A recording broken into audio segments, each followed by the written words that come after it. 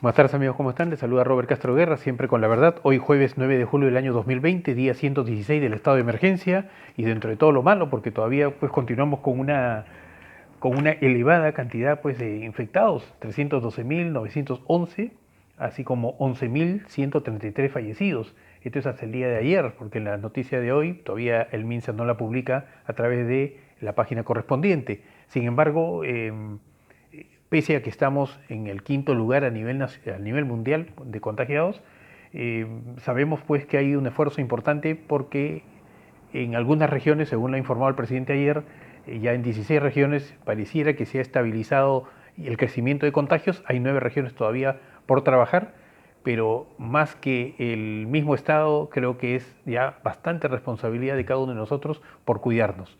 Ya se ha reaperturado prácticamente todas las actividades productivas, comerciales en el país y depende de cada uno protegerse, cuidarnos, no solamente con el aseo, con la distancia, el distanciamiento, ¿no? Con el lavado permanente, con el uso de mascarillas, sino ya también tomar algunas medidas pues que por muy exageradas que sean nunca están de más. Eso ya depende de cada uno porque nosotros nos cuidamos y cuidamos a nuestras familias y en general pues cuidamos a la sociedad. Sin embargo, hay una advertencia, ¿no? No solamente podría venir una segunda ola, que es lo más posible, sino también podría venir una tercera. Todo va a depender de cómo nosotros actuemos y cómo el Estado responde. No para sacar al sistema de salud pues, de la crisis en que está, porque eso es imposible, no va a lograrlo, no se han hecho en 200 años como lo decía ayer, sino para que por lo menos amengüe, atienda, respalde a tantos ciudadanos, tantas personas que van a tener que buscar una cama en los hospitales y no va a haber. Entonces, de alguna manera, pues el Estado tiene que estar ahí atendiendo esa emergencia que hasta ahora, pues a nivel mundial no se soluciona porque no hay todavía vacuna. Pero dentro de todo ello, decíamos en el caso peruano hay dos buenas noticias. Una, que el presidente Vizcarra ayer prácticamente le tapó la boca a todos sus críticos políticos, pero no a los críticos necesariamente, porque yo también soy un crítico, sino a los críticos que están levantando esa falsa información de que estamos en una dictadura. Yo soy un crítico del presidente, critico por el gobierno mediocre que realiza, las pocas acciones efectivas que ha desarrollado durante los 2 meses y los 2 años y pico que tiene en su gobierno, ¿no? Como reemplazo del presidente Kuczynski, pero él ha tomado acciones importantes en defensa de la democracia y dentro del marco constitucional que hoy está vigente, que es la Constitución de 1993, que a mí no me gusta la Constitución del 93 porque fue impuesta por una dictadura, la dictadura del gobierno fujimorista. Sin embargo, eso se ha prácticamente consolidado en el tiempo. Y hoy tenemos esa carta magna que es la ley de leyes en el país. Mientras ellos no la cambiemos, esa es la que manda. Y el presidente Vizcarra se ha mantenido dentro del marco legal, marco constitucional allí establecido. Una de las acciones importantes fue primero citar a referéndum el año pasado, ¿no es cierto?, el anteaño pasado, respecto de unos proyectos de ley para la reforma constitucional y reformas en general políticas del país.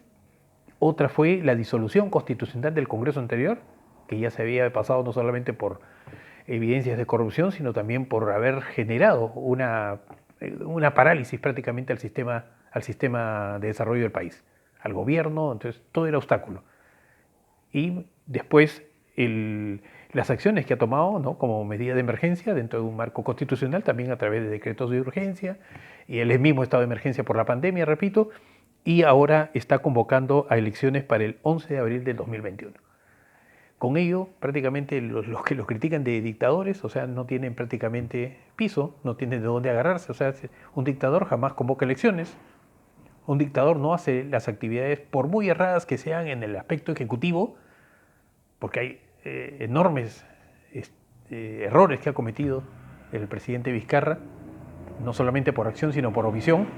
Hay muchas actividades ejecutivas que no las ha realizado, hasta ahora no tenemos la reconstrucción del norte, recién se estaba poniendo en práctica, y una serie de temas que ya creo que todos lo conocemos, pero en el caso particular del desarrollo democrático y de las medidas dictadas y los proyectos propuestos al Congreso para la reforma política del país, creo que han sido válidas. Y ahora, pues, ha convocado ya formalmente para el 11 de abril del 2021 a las elecciones generales. Con esto ya, pues, el Congreso solamente tiene que, o tendría, pues, que ya no estar mirando pues que al presidente lo vamos a vacar o queremos sacarlo ya para poner a Merino, etcétera. Merino, el presidente del Congreso, que no sé quién le ha dicho que podía ser presidente. Legalmente podría ser, pero no pues de esa manera. Vacar al presidente, sacar al presidente para asumir que quiere Acción Popular tener un tercer presidente de taquito. Entonces con eso corre riesgo pues el sistema democrático. Y corre el riesgo el sistema democrático con los proyectos aprobados el domingo pasado, ¿no? Que prácticamente han desestabilizado la gobernabilidad del país. Si eso se aprueba finalmente en la próxima legislatura, desestabilizan la democracia y la gobernabilidad en el Perú. No es lo mismo la inmunidad parlamentaria, que quitar la inmunidad parlamentaria, ¿no? Que también yo estoy en contra de eso. Sin embargo, vamos a suponer que se quite la inmunidad parlamentaria. Pero la inmunidad parlamentaria no es porque se quiten a los 130 congresistas, sino puede ser 1, 2, 3, 10 que pueden estar incurriendo en alguna falta, en algún delito. Entonces, eso es progresivo, pero quitar la inmunidad parlamentaria al presidente de la República, eso es prácticamente traerse abajo la estabilidad y la gobernabilidad en el país. Porque 1 contra 130 no, pues. O sea, no hay ni siquiera criterio pues, para haber aprobado ese tipo de normas. Además de muchas cosas que se han expuesto ya respecto de la constitucionalidad o inconstitucionalidad de las normas aprobadas. Ya el defensor del pueblo, la misma presidenta del Tribunal Constitucional han advertido que hay muchas normas que son prácticamente inconstitucionales y no tienen el mayor sustento pues, para que puedan ser mantenidas vigentes por mucho tiempo.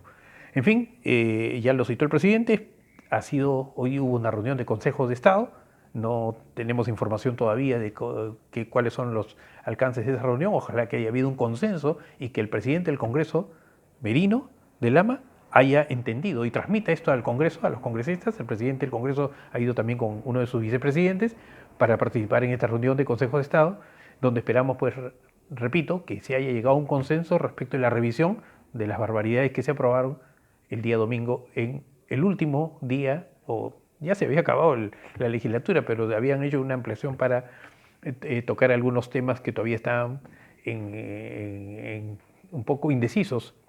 Y además de que el presidente había salido pues, con un pronunciamiento el día sábado, ¿no?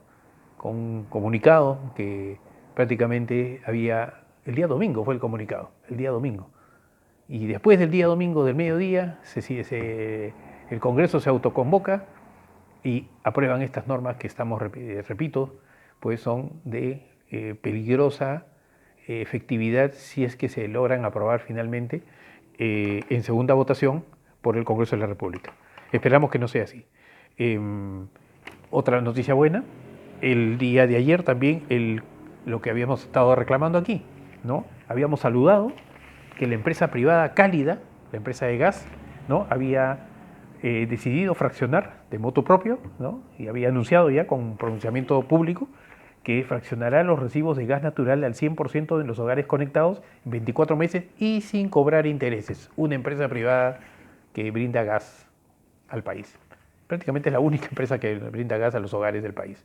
Son 3.800.000 personas que se estarían beneficiando en Lima y Callao, para empezar, y a nivel nacional respecto de estas cobranzas que van a ser fraccionadas durante 24 meses y sin intereses. Y el día de ayer, un reclamo que habíamos hecho, que el Congreso se pronuncie respecto de qué pasa con la luz, con el agua, con la telefonía, con la internet, con las deudas bancarias. Ayer el Congreso por lo menos ha tocado el tema de las deudas bancarias y en la Comisión de Economía ha revisado el proyecto para que, y ha dictaminado, ¿no? Ha aprobado un dictamen mediante el cual el pago de las deudas, ese proyecto de deudas que estábamos hablando a los bancos, pueda congelarse las deudas y puedan prorrogarse o replantearse o reprogramarse por 3 meses después de la pandemia y sin intereses.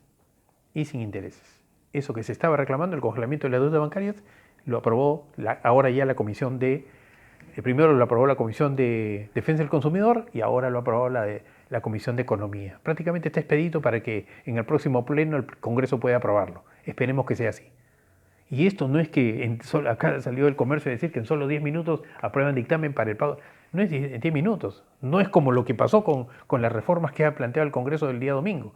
o que ha aprobado el Congreso el día domingo, con los proyectos que prácticamente corriendo la han sacado de una manera vertiginosa y han modificado 8 o 9 artículos de la Constitución. No ha sido así.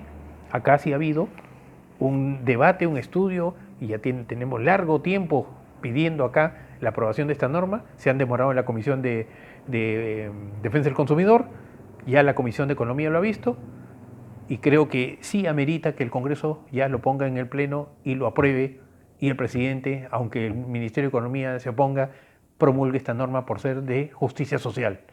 Acá los deudores a los bancos no están, no cumplen con los pagos, no porque no quieren, sino porque hemos estado encerrados, pues, ¿cuántos meses? 116 días prácticamente que tenemos de estado de emergencia.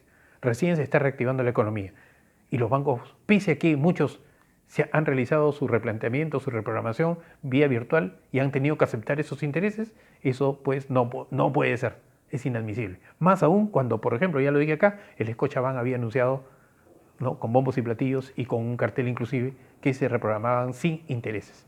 Y también lo habían hecho otros bancos como el BCP, Interbank, BBVA. Y lo anunció el mismo presidente de la República, que de mutuo propio los bancos lo habían hecho, lo habían anunciado en el mes de marzo, casi fines del mes de marzo. Entonces, ojalá pues que estas dos noticias importantes para el desarrollo del país sean positivas para que haya una tranquilidad política con el anuncio ya presidencial para las elecciones del 11 de abril y además que en el próximo pleno el Congreso apruebe este congelamiento de deudas, ¿no es cierto?, bancarias, porque no puede ser admitido prácticamente un abuso que se está realizando con la cobranza con intereses leoninos por parte de los bancos a los deudores. Quiero finalizar diciendo pues que esta semana le empezamos homenajeando a los maestros por su día. El Día del Maestro fue el día 6 de julio, el lunes 6.